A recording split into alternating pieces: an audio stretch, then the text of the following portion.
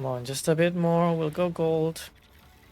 And I'll make my video. Because I understood how to get to gold. Gold! Finally. Hey there. Nova Kyrie here, your favorite VTuber next door. And if you haven't watched my Dofus video, Merry Christmas and Happy New Year. As you can see in today's topic, we're going to explore how a casual player can easily rank up, just like I have done.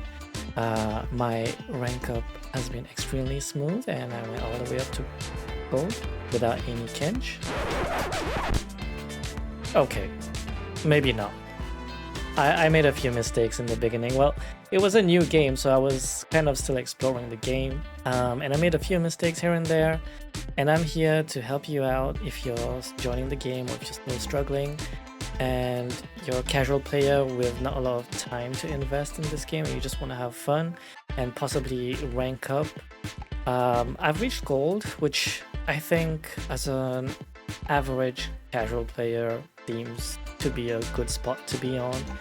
Of course, if you put in a lot more effort, you can definitely go higher and higher, but not everyone has the time, effort, energy to get there. Of course, you should always be trying to improve yourself as much as you can, but there's a certain point where you have to see how much effort you're putting in and how much enjoyment you're getting out of the game for the effort. So yeah, I'm just going to explain to you what I've learned, and hopefully you will have learned a few new things and you'll be able to rank up your way much easier and much more pleasantly.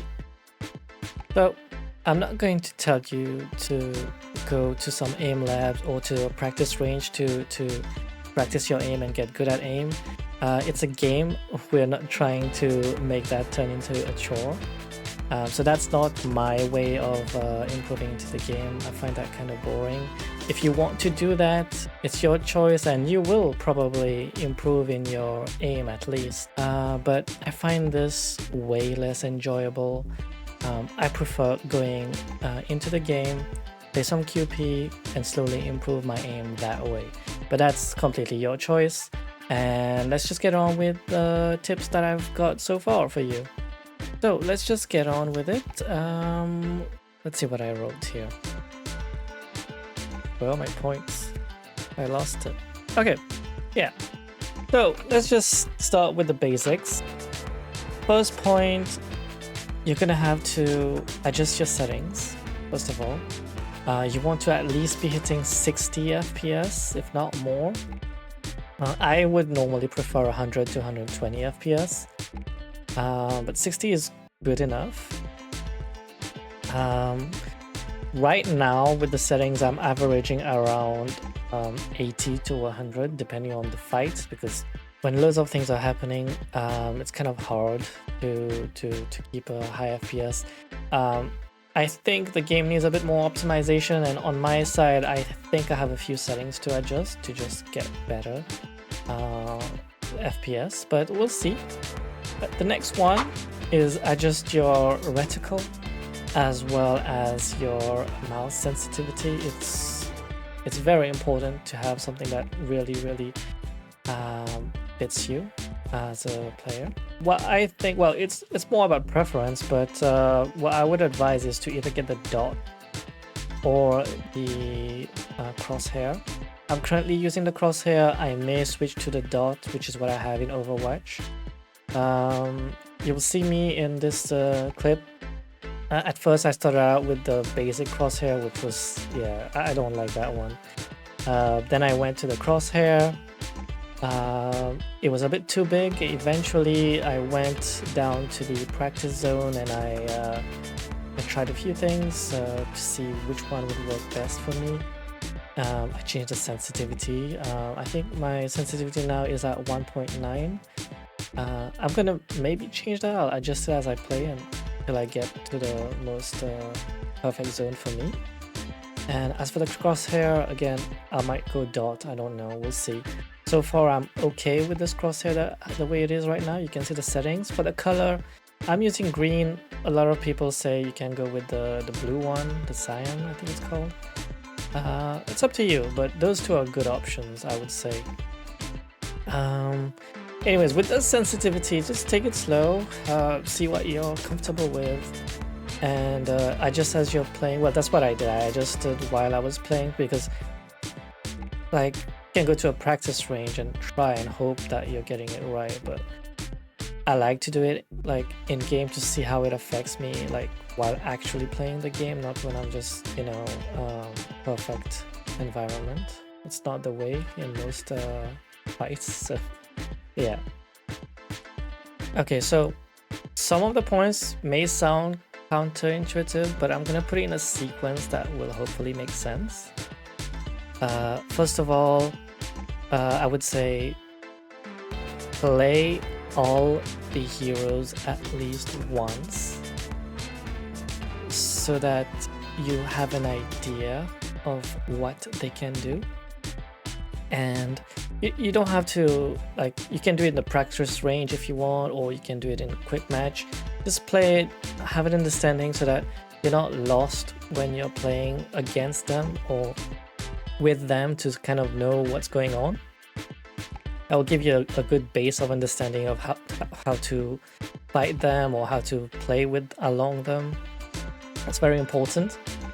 Next, and here's why I say it would be counterintuitive. I would say next point would be to be flexible, to be able to play all three roles, which is Vanguard, Duelist, and Strategist. The reason for that is you can avoid a lot of toxicity in the team if you are the flexible one. Some people just like will insta-lock things. If you want to rank, I would advise to be flexible. At least have two roles that you can switch to, like either Duelist and Strategist, or a Duelist to Vanguard, or Vanguard and Strategist. Up to you, whichever you're more comfortable with. Ideally, you should be able to play all three roles. It will also help you understand how to play along your Vanguards and Strategists and Duelists. But have at least two of the roles that you can fill in, if not three. And that way, you'll avoid a lot of toxic interactions in the team. And you'll be flexible, so you'll be able to adjust your team composition according to the enemy and your allies, and have a better chance at succeeding in them. So that's why I would say try to play all three roles if you can, or at least two roles, and you'll be flexible enough. Next thing, I did say try all the characters, but I would focus, once you've tried all the characters, I would focus on 1 to 2 heroes per role. And focus on them. If you're not very good at certain roles, just choose the basic ones that are very simple to take and not effective, but at least you're not useless, right? So what I would say is, like, you can have 1 to 2 heroes per role, so 3 minimum, and for a maximum of 6 heroes as a starter. Eventually you can add more and more heroes to your roster, but as a starter, start with 3, then maybe go up to 6, and then eventually you'll just keep adding more and more. But at that stage, you won't be a beginner at that time, so, you know, do what you want, right? So yeah, for the tank, what I would suggest, if you're not good with tank, is to either play Penny Parker, is quite good, or Doctor Strange, quite good as well, or Groot, quite strong, tanky.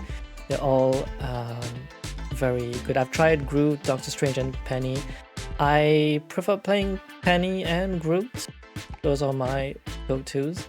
But Doctor Strange is pretty good on his own as well. Those are my 2 tank picks, Penny and Groot. I don't know if I have any Groot gameplay though, but I did play Groot for a bit, and it was a good tank. For the Duelist, I would advise, if again you're just trying to fill in the roles, which I doubt Duelist will be lacking, but you can play Moon Knight. Very easy if you got the combos right, as long as you know how the interactions are with the skills. you group up, you AoE. It's very easy, forgiving. You just need to know how to maneuver around the map with his skills and double jump. Next, you can play Hela if you have good aim. I have okay aim. I wouldn't say it's the best. It gets the job done, so I can play Hela a bit, but I would have success with other characters better than Hela for sure. Next one, you can play Punisher. Also very good, beginner friendly. It has a good turret that really is impactful. Yeah, it's all in all a good starter class for Duelist. Next one I would advise is, well, I'm not sure if I should advise that, but Psylocke, I had some success with it. As long as you have the assassin mindset though, because you do need to know when to pick your fights, when to retreat, and when to focus in. I'm not the best Psylocke, by the way, but I've had some success with hers, and aiming is a bit more forgiving with her than with Hela, so yeah. As for the strategists, I would advise Luna and Mantis. Those are the ones that I had more success with. Eventually, I will add Cloak and Dagger, but I don't advise it at the beginning because of the shifting into different characters mechanic. You go either from Cloak to Dagger, depending on the situation, which can overcomplicate things when you're just starting out. So I'd say start with Mantis, Luna, and Cloak and Dagger is a good option once you're a bit more confident with your skill in game. I would advise you to kind of learn the map. I didn't like the way I did it. I just kept playing and playing, and I got more used to the map. So once you're used to the maps, you can actually like take advantage of certain spots. Like with Moon Knight, you know where you can go up and where you can stack most people to get the most AoE damage you can get. Same with Psylocke, you'll know how to do some flanking and stuff. So knowing the map is important, but don't stress too much about it. The more you play, the more you'll understand it, and the more you know where to hide, where to get the health packs and whatnot. Don't stress too much about it though. You'll definitely get in there. Just make sure the most important one, if you need to take anything home, is get your mouse sensitivity and crosshair right, and be flexible. Those are the two main points from everything that I've spoken about today, and you'll eventually climb. My goals, I plan to stay in gold. We'll see if I can go higher. I'm not going to focus on that. What I want to focus more on is enjoyment, and doing so, there are a few characters that I want to try out. I want to try out Squirrel Girl. She seems fun. In Overwatch, I play Junkrat as well. I'm pretty good with Junkrat, and hopefully I'll be good with Squirrel Girl. I'm not having much success yet. Maybe I might not be good with Squirrel Girl, but I'm gonna give it a try. And hopefully that will turn out well. Another one I want to try is maybe Black Panther. I'm playing against a good Black Panther and it looks cool. Or maybe I'll even try out Spider-Man. It looks a bit daunting. Maybe I'll start with Squirrel Girl. I'll play a few quick plays, and we'll see how that goes. In terms of rank, I'll still be playing flexible and stick to my main characters that I'm comfortable with, and whatever the team needs, I'll just play that, and we'll see where it goes. But in terms of most of the time I'll be playing quick play, trying out different characters, and trying to improve my Squirrel Girl gameplay first of all. Hopefully it turns out great. If not, I'll just move to the next character and we'll see. Plus there's new characters like is it Torch? Human Torch, yeah. Once Human Torch comes out, I'll try him. And all the other new characters that seem really cool that's coming out, so definitely looking forward to that. Anyways, I've rambled on enough. I hope I've brought help, guidance, and encouragement to all the casual players out there who are struggling to rank up. Ranking up is not the most important thing in the world. Enjoyment is, but I believe when you're at gold, you'll see less people that are trolling. There'll still be a few, but definitely less. Before you go though, if you've enjoyed the video and you found it useful, please do leave a like. And consider subscribing if you want to see my future content. I'll be working on playing Squirrel Girl and maybe see if we can get a few tips on how to improve on Squirrel Girl. We'll also be playing all the other new characters that are coming out. And yeah, hopefully I'll see you in the next video.